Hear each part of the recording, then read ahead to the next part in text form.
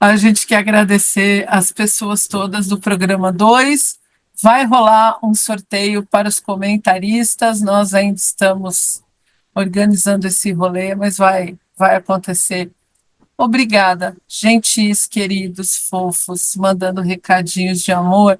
Renata Lins, estávamos falando, Renata, das minhas lindíssimas canecas, inclusive a coleção Canecas de Saturno. Eu estava contando para o Strá que pessoas têm vícios variados, o meu atual é fazer canecas. Aí que quando eu faço uma caneca que eu gosto muito, que eu acho muito bacana, eu mando uma para você. A Renata é uma pessoa que recebe as canecas com regularidade. A Renata é nossa primeira comentarista do Muito programa bem. passado e ela é uma querida, ela é uma grande escritora, tradutora, a Renata é o que chamamos de intelectual. Beijo para a Isa, que é amor do meu coração, é meu muro de lamentação, minha leitora de tudo que eu começo a rascunhar, eu mando para a Isa primeiro. Tem uma moça que me perdoa, linda, @naekazusa. Eu não sei seu nome, amada. Agradeço. Ela achou nosso papo gostoso. Muito obrigado. Fabi Ruiva, Fabi Carioca, estando em terras cariocas, Strá. E, aliás, esse é um assunto que depois, fora do ar, conversaremos. Você precisa conhecer Fabi. Fabi é uma força da natureza, é uma das melhores pessoas. Quero conhecer. Vamos fazer esse encontro. Vamos fazer um rolê Rio. Fabi é... Despelucados em Rio. Putz! Marina é chique, Marina é escritora, Marina é luz. Ela ama o Tom Ripley. Ela contou pra gente que a autora do livro odiou Dennis Hopper como Ripley. Eu não lembro de ter assistido, Marina. Falou do Sol por Testemunha com Alain Delon. Disse que amou a série da Netflix, essa série que você também amou do Ripley. Aquele moço chama Andrew Scott. Ana Vitória pediu para a gente ir para o Spotify. Já estamos, Ana. Aqui no Spotify demora um pouquinho mais. E a Dalva, nossa poeta, e eu vou repetir, uma das maiores poetas vivas no Brasil. Ela é um escândalo de poeta. Ela disse que talvez o vácuo na nossa memória seja culpa do Google. Dalva, eu sempre que possível taco a culpa nos outros. Se for do Google, então, melhor ainda. E ela disse que ela é poeta esplêndida e pedófila hipotética, porque é ela que me falou as coisas que faria com você. Entendeu? Que maravilha. Ela precisa falar para mim. Rapaz, não brinca com a Dalva. Obrigada, queridos. Muito obrigada. Muito obrigado, muito bom. Muito legal ouvir os comentários, saber que de fato as pessoas estão assistindo. Tem gente que para nos ouvir, Stravês. É incrível, eu acho incrível. Gente, muito obrigado, porque realmente eu acho incrível. Obrigada, meus amores. Fiquem com o próximo programa, que eu não sei que número é, acho que é o 3. Mas fiquem com o programa e beijo e obrigada. Muito, muito. Oi, Fal. Ensaiei esse Oi, Fal todo fim de semana. Começamos umas 3 vezes o de hoje. Tudo bem. Despelucadas. 2 escritores em busca de um tema. A gente ficou de colocar um livro ao lado e eu não fiz isso hoje. Eu fiz isso porque eu fui almoçar com um amigo que tem uns 10 anos a mais do que nós. E ele me deu um presente maravilhoso. Eu falei, nossa, eu preciso mostrar isso para o Strá. Como diz a Suzy, é o nosso tipinho. Ó, o manual do escoteiro mirim. Ah, brincou. Novinho, ó. É a capa diferente, meu tinha muito. Eu não lembro como era a capa do meu, mas olha. Eram com os 3 sobrinhos do Pato Donald. Eu não lembrava. Não, esse aqui, perdão, não é o manual, é a biblioteca do escoteiro mirim, me perdoa, eu falei errado. Tá. Olha, ele achou num sebo. Aí, ó. Então, esses 3, eu acho que esses 3 estavam na capa. Eu acho que a capa que eu tinha era uma capa amarela e esses 3 nessa posição. O Guinho, Zezinho e Luizinho. Você sabe lavar carros? E polir, você sabe? O guarda de trânsito. Gente, olha que incrível. Sua cor favorita diz quem você é. Eu tinha um outro que era do professor Pardal, acho que era Manual de Invenções do professor Pardal. Era genial isso.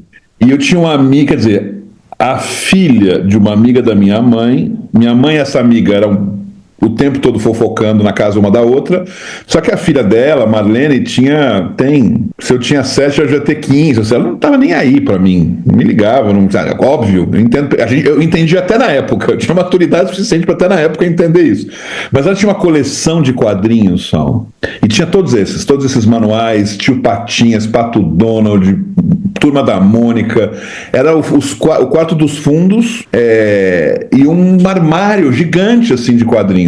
E eu ficava a tarde inteira, não tinha o menor problema da minha mãe ficar fofocando. Olha lá, o para-raios. Olha aqui, ó. É maravilhoso.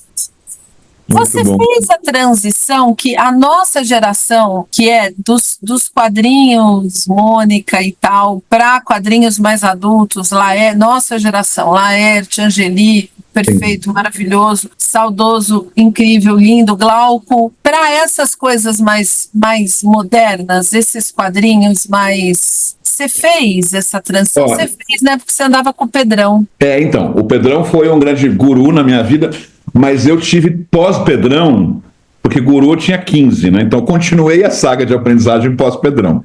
Mas então é isso, eu fui até Pedrão, Tio Patinhas, Mônica e tal. Não gostava de heróis, não gostava de Homem-Aranha, Batman e tal. Foi o Pedrão que me fez gostar, porque o Cavaleiro das Trevas, a grande disputa de Homem-Aranha, Super-Homem com Batman maravilhoso, o Watchman incrível, ou seja, aí me abriu o horizonte, então realmente... Mas aí teve um momento, 16, 17 anos, a gente teve o privilégio de ter Circo, Piratas do Tietê. Você lembra disso? Que eram umas revistas que a gente comprava em banca.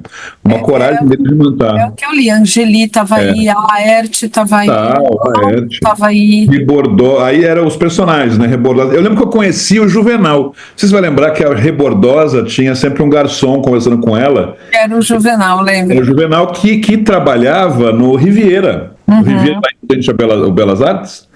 Eu conheci aquele senhor, era um senhor, né? Velhinho. E eu fui lá todo feliz que eu tinha conhecido o garçom da Rebordosa. O garçom da Rebordosa, nossa, maravilhoso. Aí então, Piratas do Tietê, eu fiquei fascinado, Overman, tudo. A gente teve a sorte de acompanhar, a gente estava na idade, né, para ver aquilo. Nós somos a geração. 17, 18 anos, 19. Aí eu vim para Espanha. E aí aqui, abriu o mundo, né? Aí meus quadrinhos, primeiro que tinha lojas disso, lojas de quadrinhos. Tem uma que até hoje existe, chama Norma Comics, que virou uma editorial, inclusive, que cresceu. Era uma loja, agora são 6 lojas, que eles compraram todos os espaços ao lado, é uma editora, cresceu. Nas bancas de jornal, eles vendiam pacotes de 5 revistas, tipo Circo, tipo aquela mesma quantidade de páginas e tal, mas vendiam um pacotão de 5 por 100 pesetas. 100 pesetas era um euro, $1. E aí eu comprava e via, então, e essas revistas também eram como o Circo, vários autores diferentes. Então eu fui descobrindo o que eu gostava, o que eu não gostava. Então foi tudo autodidata nessa linha, assim. Então foi crescendo esse processo. Mas eu sempre gostei mais desse tipo de coisa do que super-heróis. Nunca fui muito nessa coisa de acompanhar super-herói. Então, por exemplo, um que eu era fascinado, até hoje sou, né, é o Milo Manara. Uns desenhos maravilhosos, de uma super sexual, assim, eu ia falar sensual não, mas é sexual mesmo. O Guido Crepax, que também era um cara que desenhava muito bem. Bom, até na época da Zel. A Zel também curtia uns quadrinhos, a gente somava. Aí ela ficou com os meus, eu fiquei com os dela. Então, eu tive uma vida quadrinista até uns 30 anos, mas não de colecionador. O único que eu colecionava era Milo Manara. Eu fiz 3 coleções de Milo Manara. Fiz a primeira na Espanha, quando eu morei aqui, e aí deixei com os amigos e voltei sem ela. Aí, casado, a mãe da Luísa, me separei e doei para uma ONG de jovens. Imagina, dou a Manara para uma ONG de jovens, né? Fiz uma outra coleção também somando com a Darzel e aí ficou com ela tudo. Aí eu falei, chega, não vou gastar 4 vezes uma coleção de Manara. Mas é essa a minha experiência com quadrinhos. E a sua? Eu sempre pensei quadrinhos era com o Pedrão. Ele era o seu fornecedor de drogas, não? Não. É muito interessante. Eu leio tudo que o Pedrão manda. Eu, inclusive, evito conversar com o Pedrão, porque o Pedrão fica assim, não, você tem que ler não sei o quê, você tem que comprar, não sei... Eu evito. Tá. O Pedrão é uma fonte de custos muito complicada na minha vida. Começa a falar, eu falo, nem vem, P, nem vem, que hoje é dia 17, eu não posso gastar mais um puto. Não vem com palhaçada pra cima de mim. Mas quadrinho especificamente, eu li os nossos Luluzinha e Turma da Mônica a infância inteira. A minha mãe proibiu a gente de ler Disney. Não tinha gibi da Disney na minha casa, mas tinha Luluzinha. Sim, eu peguei Luluzinha também. Mas Luluzinha era menos, né? Ou seja, eu tinha Patinhas. Mas... Pato Donald, era uma referência capitalista pesada, né? Não tinha, simplesmente nós éramos proibidos de algumas coisas em casa. Novela, Godzilla, aqueles monstros. Eu assistia tudo.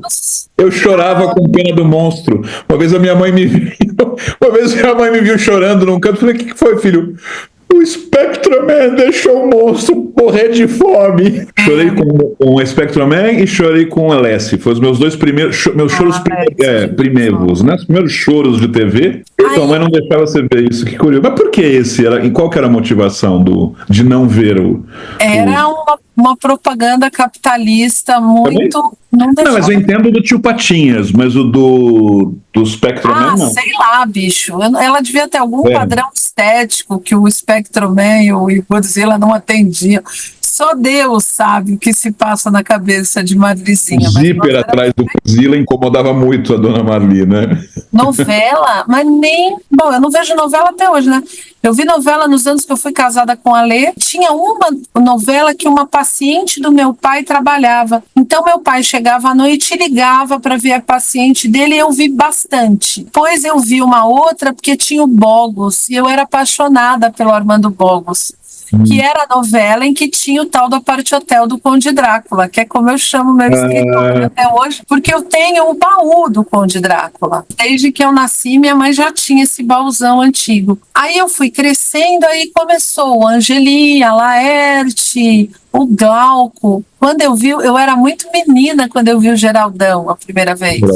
Eu não tinha a vida do... Agora eu tenho a vida do Geraldão, mas eu não tinha a vida do Geraldão, porque eu não tinha nem idade para ter vida do Geraldão. Mas aquele hominho com aquele monte de bracinhos e sanduíche, cigarro, birita, todo cheio de seringa de droga, com o pinto para fora, andando pela casa. Eu achava aquilo a coisa mais espetacular. Ele poder desenhar aquilo, sabe? Não era perfeitinho, não era vida real, não tinha narizinho. Eu era muito fascinada, eu sou muito fascinada pelo Glauco, pela comunicação do Glauco. E eu tive, entre esses dois, os cartunistas brasileiros todos que meu pai adorava, Enfio, Jaguar, Milor. Eu li muito também. Eu li muita Mafalda, eu leio até hoje, eu tenho toda a Mafalda e eu leio. Isso eu com a minha ex-mulher também, eu comprei toda a Mafalda e só fui descobrir que tinha ficado com ela meses depois, eu não tinha coragem. Gosto. Tem uma historinha com o Milor muito boa. Eu tinha um livro do Milor chamado 30 anos de mim mesmo. Eu tinha porque meu irmão tinha comprado, aí meu irmão casou, ficou comigo. Eu gostava daquele livro desde que eu era moleque. Tinha coisa que eu não entendia direito, né? Porque tinha partes de texto, mas eu gostava lá que tinha o dicionário, não sei o quê. Enfim, era um livro muito genial. Eu doei vários livros para a Biblioteca do Cervantes, entre eles o 30 anos de mim mesmo. Aí me arrependi. Aí 2 meses depois eu roubei o livro que eu tinha doado da biblioteca. E pronto, tá tudo resolvido. Pessoal do Cervantes, um abraço a todos. O Milor era o máximo também, eu gostava também. O Enfio para mim era muito... Eu vi, eu tô falando quando eu tinha 14, 15, né? Tinha um componente político que eu não entendia muito bem. Eu via que a graça estava na parte política, que eu não conseguia pegar às vezes, né? E agora o Milor eu gostava muito das coisas dele. Eu amava o Enfio. Na escola que eu estudava, no Gávea, a gente tinha uma professora que nos mandou ler Enfio na China antes da Coca-Cola. Eu acho que você me emprestou esse livro. Meu Deus! E você roubou também? Meu Deus! Não, você emprestou, te devolvi, eu acho, até onde eu lembro. Que livro espetacular! Eu tenho vários, de vez em quando. Eu tenho alguns livros que eu compro esse é um bom tema para nós, não para hoje, mas esse é um bom tema. Eu tenho alguns livros que eu compro mais de um. Eu tenho mais de um. Enfio na China é um deles. Eu sou fascinada por esse livro. Eu acho que eu li esse livro graças a você, Falma. A gente está falando que sobre livro, isso, até 12 anos. Eu não li da minha cabeça, eu li porque a professora da escola do Gávea mandou. Que viagem, foi o primeiro livro de viagem, de relato de viagem que eu li, sabe? E é um gênero que eu tenho dúzias, porque eu aprendi a amar o cara viajar e contar e falar da viagem, dos perrengues e do hotel e do transporte e de quem ele encontrou. Eu amo esse gênero por causa do Enfio. Você tinha sempre, eu pelo menos te via sempre como uma pessoa mais séria no sentido de mais madura. Você lia coisas de gente de gente mais velha, né, de adultos, né? Eu acho que você me emprestou esse livro, a gente já ter 13, 14 anos, sei lá. Braço. E aí a gente gostava de Milton Nascimento e Mercedes Sosa, né? Eu lembro quando você me deu o disco do Beto Guedes, na época eu estava escutando Blitz. Você me dá Beto Guedes, é como uma redenção aos céus. É outro mundo que estamos entrando agora, né? Blitz é o rasteiro. E aí vem. Não, Blitz é muito legal. Aí vem o Beto Guedes maravilhoso, né? Que eu aprendi a gostar de primeira. Então tinha isso realmente. Eu lembro que eu tinha uma. Você trazia coisas muito sérias, assim, muito de olha isso aqui. E era, né? Era como um gourmet, né? Gourmet de livro. Só para acabar, eu fui com os caras da Circo, Angeli e tal, mas eu parei aí. A minha vida de gibi parou aí. Eu ganhei uns muito recentes e muito mais modernos, que obviamente eu não vou saber o nome de nenhum, mas a minha vida de gibi parou aí. E quando eu era bem pequena, meu pai, todo domingo à tarde, dormia. Então a gente almoçava, aí ele deitava, eu deitava do lado dele, ele lia Asterix, ou Mafalda, ou Zé do Boné, ou Agaro Horrível, esses caras, Snoopy, ele tinha milhares de gibis do Snoopy, e eu deitava do lado dele e lia as mesmas coisas que ele. Então eu aprendi a ler esses caras aí, eu li a vida inteira. Quando eu casei, a gente refez a coleção do Asterix, que era do meu pai, ficou com meu pai, não sei com quem ficou. E eu e o Alê refizemos, eu tenho todo o Asterix. E uma coisa que eu estava lembrando disso enquanto você falava, uma coisa que eu lia com meu pai também, então eu já conheci o Enfio, mas não o Enfio narrador, de palavra, eram os Fradinhos, que eu herdei a coleção do meu pai cheia de buracos e falta um, acho, para eu achar em algum sebo. Eu refiz a coleção inteira, eu tenho até hoje a coleção inteira dos Fradinhos. Eu lia Enfio, eu li os Fradinhos, a Graúna, o Bode. Então, eu acho que a partir daí, talvez eu dei um passo a mais. Até hoje. Mas a gente não deu outros grandes passos, porque eu dei esse passo que eu fui para a Espanha, então internacionalizei, né? Abriu bastante o leque de opções, mas de coisas também que eram 70, 80. Mas tem muita coisa nova que eu não acompanho, coisas brasileiras maravilhosas, caras brasileiros maravilhosos, né? Tem todo esse mundo do mangá que eu não entendo, mas eu tenho amigos meus que curtem. Não curto. Tá? Não é a minha. E aqui, por isso que eu digo, o dia que você vier para cá, a gente vai passar uma tarde, um dia inteiro lá no Norma Comics, entre outras, porque tem várias lojas. Porque aí você fala, de novo, aquela sensação que eu tenho quando eu vou em livraria, né? Eu não vou ter tempo de conhecer tudo isso aqui. Porque são centenas de autores, milhares e milhares de histórias diferentes. É muito grande. Dividido por países, por temática, por região, por formato. É muita coisa que existe, assim. Aqui tem eu diria que aqui tem um mercado, né? Um segmento, assim, ativo de gente que vive disso, que vive da camiseta do personagem, que vive sabe? Tem um mundo aí que consome isso. E o Brasil era bem menos, né? Eu lembro de uma livraria. Você conheceu? Lembra aquele apartamento que eu fiquei poucos meses, mas era lá na Doutor Arnaldo com a Paulista? Claro, você foi? Claro.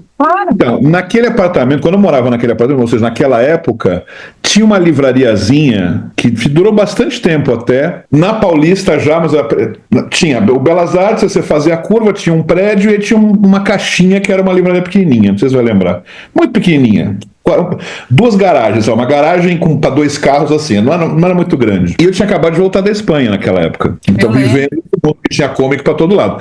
A seção de comics dessa livraria eram 15 títulos.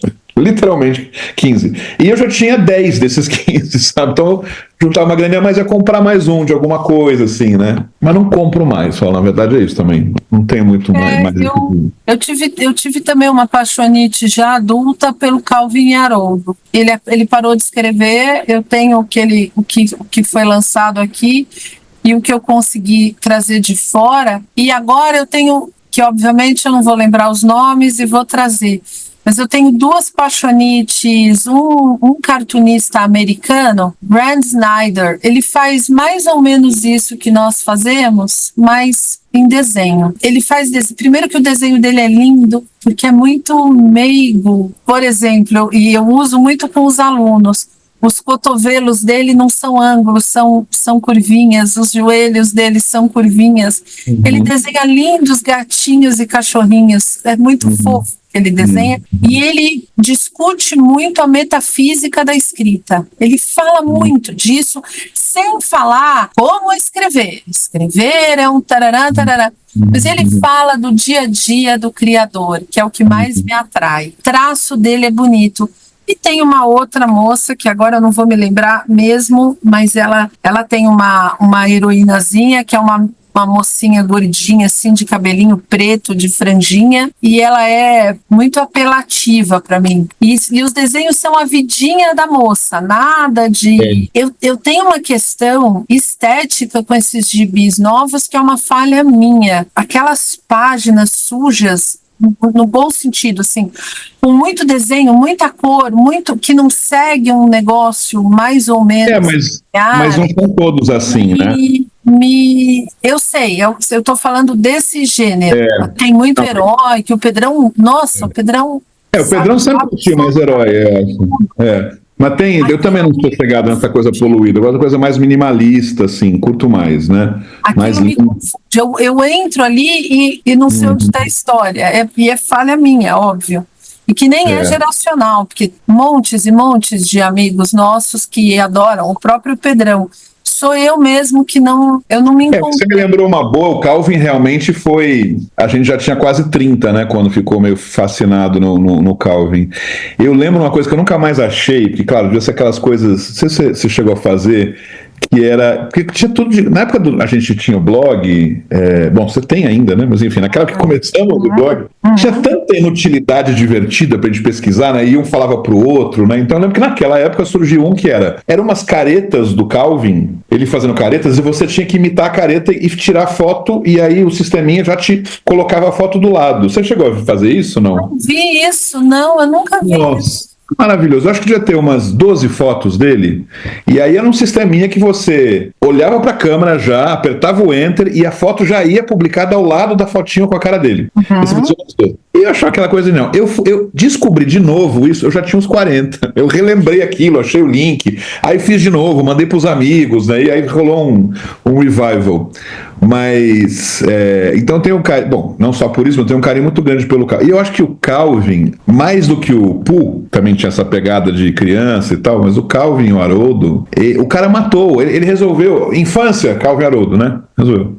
Tem um pouco, essa passagem, né? Tá lá, tá dito, essa coisa aquela cena final, o último quadrinho que eles fizeram, né? Nossa, aquilo é de cortar o coração, né? Aquela cena. É lindo o traço, é linda a organização dele na página, o texto é bom. O texto é bom, do Calvin, do Haroldo, é como o texto do Enfio. O texto do quadrinho é bom. Proporciona, ou seja, muito abaixo no nível de qualidade, de importância, mas o Dilber, aquele carinha lá de gravata nos escritórios, aquele cara também matou o assunto do escritório. Tá dito lá, tá tudo dito lá. Não tem mais o que falar, ou seja, aquilo me ajudou a decidir que eu não queria o escritório, porque eu estava mais ou menos naquela época, né? Fico escritório, saio, põe gravata, não ponho. O Dilber, mas assim, claro que não, né, cara? Sai dessa merda, não faz o menor sentido. E é um nicho que o cara encerrou. Matou o assunto, né? Tipo, next. Sim, eu concordo. Eu não sei se ele ainda produz, eu perdi o rastro dele, mas era muito. Eu tenho vários, era muito bom, muito bom. Eu acho que ele parou também. Eu não sei se foi tão drástico quanto ao Calvin, mas faz tanto sentido. Não, a própria Rebordosa, como é que chama? Não é o Glauco, é o Angeli. nas suas crises e depressões e tal, em alguma delas ele falou que a Rebordosa deu... Ele matou a Rebordosa porque Ele matou a Rebordosa. Estava tudo dito também. Sim. Eu acho legal a coragem de um autor quando faz uma coisa dessa, né? Eu Não também. fica lá, Sofro, mas eu também. Eu lembro que eu gostava muito também quando o Garfield acaba. Você lembra do último quadrinho do Garfield? Só que não lembro, eu acho que eu não vi o último quadrinho do Garfield. Ele, spoiler, gente, desligue o podcast. Se você é da turma do Tira o volume. do spoiler. Patrulha do spoiler, eu não aguento essa gente. Ele tá dormindo, ele tá que nem um pãozinho, né? Que ele punha a cobertinha. Nossa, eu amava, eu amo o Garfield. Ele tá dormindo que nem um pãozinho com o balãozinho de soninho. Aí no segundo, ele tá dormindo com o balãozinho do soninho. Aí no terceiro não tem balãozinho. Eu lembro. Ele morre também, né? É verdade. É um nossa. Muito foda, né? O Garfield era um filho da puta, né? Era escroto, e ele era maravilhoso. E quem tem gato, especialmente, aquelas mãozinhas do Garfield em cima da lasanha ou em cima da samambaia, quem tem gato, olha, que ele fala... Esse é outro também, matou o assunto, né? Matou o assunto. E principalmente, como é que chamava o cachorro? Odd. O Odd, todos os cachorros são Odd. Todos. Os meus gatos fazem isso com o pobre do Otelo. É igualzinho. Eu gostava muito do Garfield e acho que o Garfield também ali no segmento gatinhos, o Garfield, ele fala da vida do...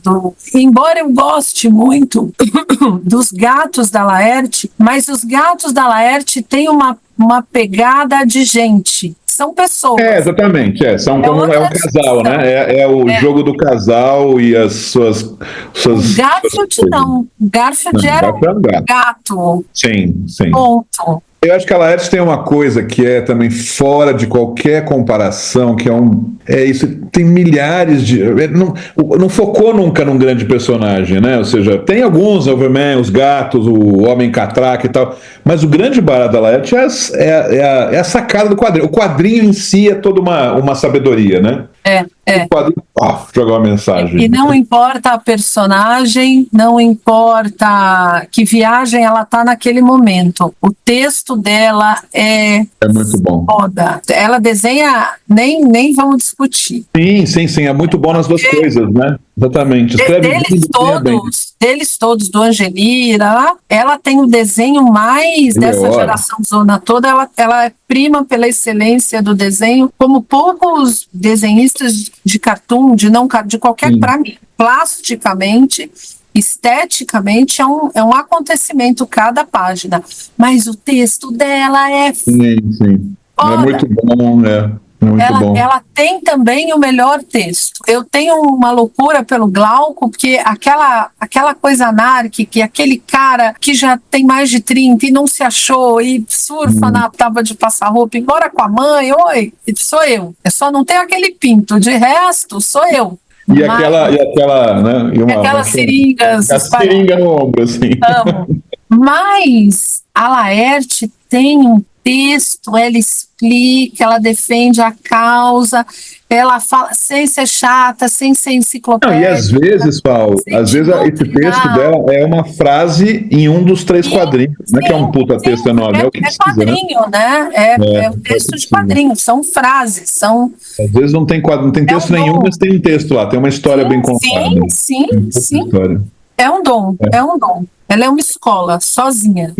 E é isso, eu acho que a gente teve muito privilégio de pegar essa galerinha nos anos 80. Nós somos uma geração muito privilegiada para quadrinho. A gente pegou os nossos velhos com Asterix e Mafalda e Zé do Boné. Outro dia um amigo, o Aco, estava me falando da loucura dele pelo Zé do Boné, que era puta de um cara horroroso, um macho horrível. E os quadrinhos são Bom, sensacionais. sim. Esses todos que você citou era muito também de Estadão, né? Estadão e Folha, né? Os quadrinhos dos jornais. Eu ia dizer que os quadrinhos nos jornais nos ajudaram a gostar de quadrinhos também, né? Para além, né? Sim, Gagar, até hoje, né? O Agar tá lá, né? sim, Garfield sim. estava lá. E o André Dahmer, que é um brasileiro que eu pago um pau para André, que eu acho o André espetacular. Os Malvados e as outras séries todas dele são... E é um desenho, aquilo que você falou, é um desenho minimalista. O desenho do Sim. André não tem nada a ver com o desenho da Laerte. O desenho do André é Nada. uma linhazinha, um girassol, outra linhazinha, um girassol. É o texto, é o diálogo, é o Esse que vale. conflito, é a situação. Teve um que já não tem mais esse personagem, mas ele que tinha os pescoçudos, Caco Galhardo. Caco Galhardo, isso aí. E eu achava, o Caco Galhardo eu achava muito legal, porque é bem aquela geração espaço de banco de cinema, né? Que eu frequentava quando era casado com a minha primeira mulher. Mas era essa vidinha, né? Era a vida dos pescoços. Ficaria assim, na turminha metida, né? O que eu chamo de ativismo Vila Madalena, que eu também fiz parte. Mas os pescoçudos era legal, porque eu gostava dos pescoçudos, e aí o Caco, a filha dele estudou com a Lu, com a minha filha. Ah, que legal! Amigo de pai de escola, assim. Muito Caco legal. e Adão. O Adão tem newsletter, a gente vai até linkar aqui. O Adão tem newsletter muito boa, bota coisa antiga, mas ele também bota muita coisa nova. O cara que ainda produz muito, produz bem, eu também sou doida por ele. O Adão é engraçado, porque de toda essa turma que você falou, que a gente falou agora, é o primeiro que apareceu. Não, mentira, a Laerte também. O Adão, eu assisti um podcast com ele, que eu não vou lembrar com quem, mas acabei sabendo da vida dele, muito bom. Muito bom. Se você botar Adão lá no Spotify, com certeza já vai sair onde foi. Fiquei muito surpreso com ele, não conhecia nada da vida dele, né? Um cara esforçado, assim, uma coisa bacana. O universo que eu não mergulhei, e não sei se você chegou a mexer, é o universo dos zines. Você leu zine? Eu acho que a gente era mais novo, porque eu tinha uma turma um pouquinho mais velha que a gente, que era super zineiro. E eu tive a sorte de ter uma vizinha, jovem, né, recém-casada, tinham 7 gatos, e a gente era amigo que a gente cuidava dos gatos quando eles iam viajar, né, cuidava na casa deles, né, mas ia lá. E ela era assim, zine de fazer, de comprar, de chegar por correio, de entregar, de distribuir de outros. Eu descobri, o meu mundo foi 0 zines para 50 zines. Tal zine. Que legal, Estrada. Muita sorte, Então, talvez influenciado por ela, que eu ache, porque eu também, se não fosse ela, eu não teria esse mundo zine na minha vida. Depois eu sei que isso deu uma retomada, mais recentemente tem uma outra galera que faz e tal. Mas a minha vivência foi essa. E era zine de todo tipo, zine político, zine de humor, zine de entrevistas, zine de zine local. Tem essa pegada de comunidade, né? Zine é uma ação entre amigos. Zine é uma... Talvez por ser uma Forever Alone, eu não...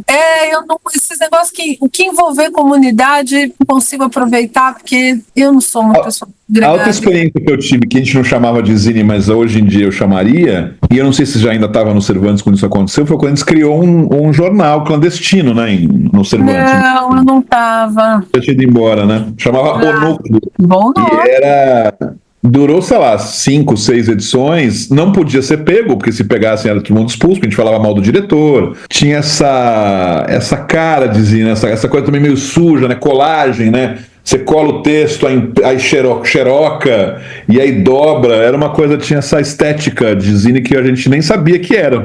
Você escrevia, Extra? Sim, eu lembro até hoje. Eu tinha imagina, totalmente sem sentido. Na época, eu escrevi contra o Walkman. Hoje o que eu mais faço fora de casa é estar com o negócio com o ouvido, escutando música, né? Mas eu achava que aquilo era uma coisa muito... Como é que eu falava? Imagina, um cara de 6ª série escrevendo, né? Enfim, você não interagia com as outras pessoas, não falava interagia também, era palavras de criança de 12 anos, né? Que aquilo gerava muita... gerava contato com ninguém, ficava muito exclusivista, enfim... Eu lembro que até tinha um amigo meu, um grande amigo, que se queixou da matéria. Falou, você estava sendo muito... Não é verdade e tal. Mas era minha rebeldia dizer contra o Walkman, né? Eu lembro de uma que eu escrevi, foi essa. Mas aí os temas... Isso era de menos importância. As temáticas mais é quando a gente reclamava do diretor, reclamava de uma professora. Mas nada era gratuito lá. A gente não reclamava porque o cara é um bundão. Não, tinha motivos, né? Tinha motivações. Era uma coisa também política para um moleque de 12 anos, né? Foi muito legal. Aí a nossa experiência era A nossa principal dificuldade é onde a gente vai botar os xerox disso para pegarem. Porque se pegarem rápido, levam toda a produção embora, né? Então, sei lá, no banheiro das meninas do pré-primário, sabe, umas coisas assim, né? Dentro da, sei lá, na gaveta de não sei o que de um professor. Eu lembro que teve uma edição que ninguém leu, porque a gente botou no lugar, o professor pegou e entregou pro diretor. Aí a gente tirou mais xerox, então, para fazer. Era divertido, mas não era um zine nos termos zine, né? Tinha uma estética zine. Mas é engraçado, porque quando eu tava sozinho no meu canto, eu precisava fazer alguma coisa pública. Foi engraçado, né? A gente, nesse aspecto, era um uso, eu não sei, eu tinha uma necessidade de, por exemplo, numa dessas tardes de tédio, lembra que lá no Cervantes de novo, que tinha toda uma parte de cortiça, um pedaço enorme de parede, que era tudo de cortiça, que você podia botar lá uns alfinetes perguntando alguma coisa? Sim. Né? Então, tinha uma parede enorme e uma tarde em casa eu falei, vou fazer um jornal mural. Então passei uma tarde inventando brincadeiras. Eu tinha essa necessidade porque eu ficava com um puta tédio em casa. Minha mãe trabalhando, né, na Sears. Você ficava sozinho a tarde inteira. Tarde inteira sozinho, escutando Beatles, né, no meu long play lá, né, um atrás do outro, e um tédio. E a gente morava muito longe, né? Sim, não dava pra ir. Não dava.